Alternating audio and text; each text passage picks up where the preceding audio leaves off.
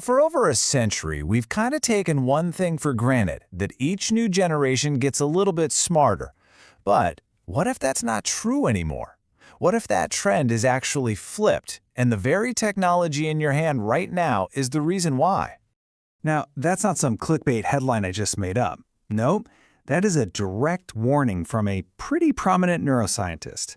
And it's a question that gets right to the heart of a debate that affects every single one of us with a smartphone. So for all you skeptics out there, let's look at the evidence. For the longest time, asking this question would have sounded absolutely ridiculous. I mean, progress was a given, right? Each generation was measurably smarter than the one before it. But some recent data suggests something unprecedented is happening. Something that turns a whole century of accepted wisdom completely on its head. To really understand why this is so shocking, we need to take a quick look back. Because for most of modern history, our collective intelligence has been on this clear, upward path. And this wasn't just a feeling people had. It was a scientifically observed fact. It was called the Flynn Effect, and it was incredibly consistent. Thanks to things like better nutrition, better education, a more complex world, our great-grandparents, our grandparents, and our parents all scored higher on IQ tests than the generation before them. It was kind of like the intellectual equivalent of people just getting taller. But then, the trend stalled. Just look at this graph. For decades, it's a steady, unstoppable climb, a real testament to human progress.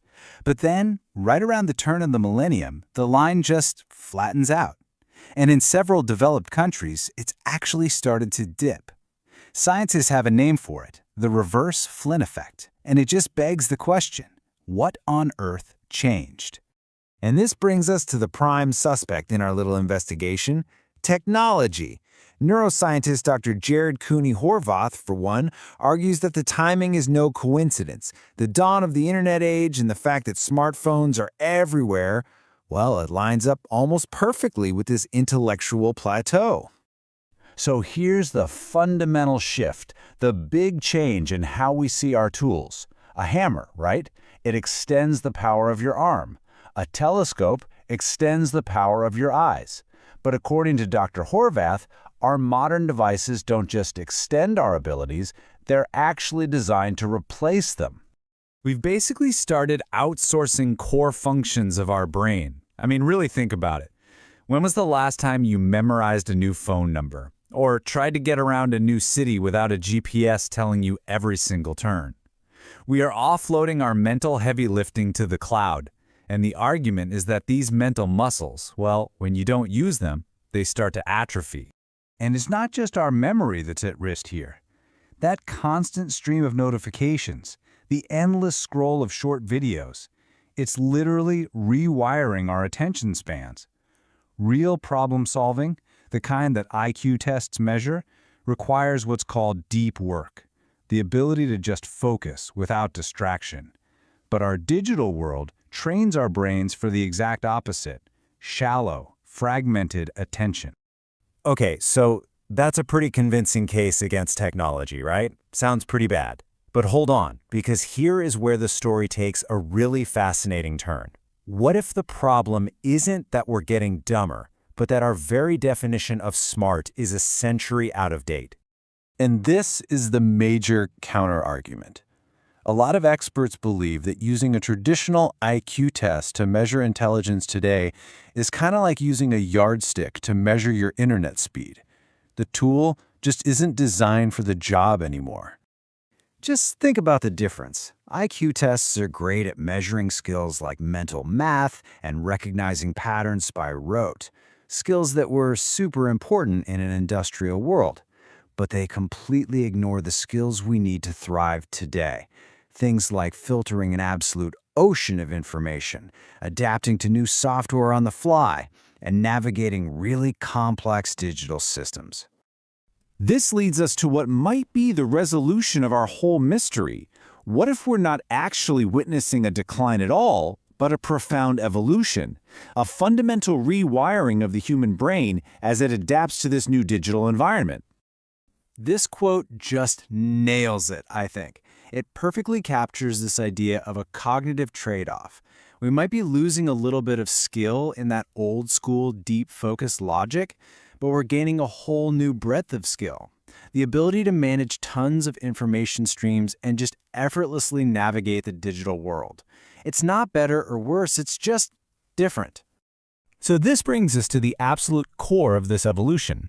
Our brains are shifting from a state of knowing stuff to a state of being great at accessing it.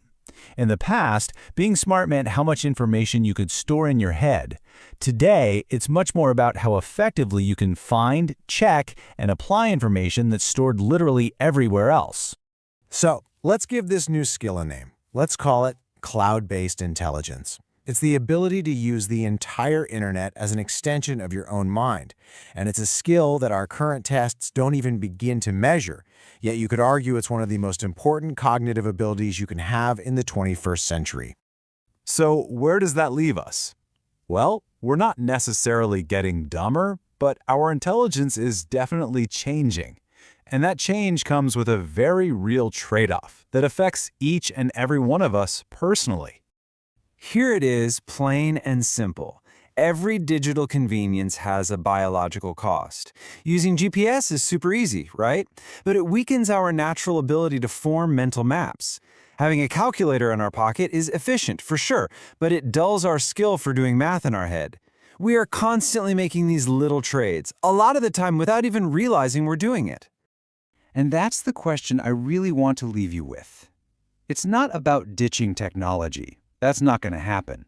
It's about being mindful of these trade-offs. Where do we draw the line? How do we enjoy all the incredible benefits of our digital world without losing the cognitive skills that have defined human intelligence for centuries?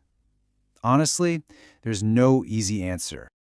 Thanks so much for joining us for this explainer. If you found this whole topic as fascinating as we did, definitely make sure you revisit King's Academy for more deep dives just like this one. But hey, the conversation doesn't end here. We would love to know what you think about all this. Do you feel like your own way of thinking has changed? Drop your thoughts, your ideas, your questions, all of it in the comments below. We genuinely read every single comment, and your feedback is so important for helping us figure out what to explore next. Thanks again for watching.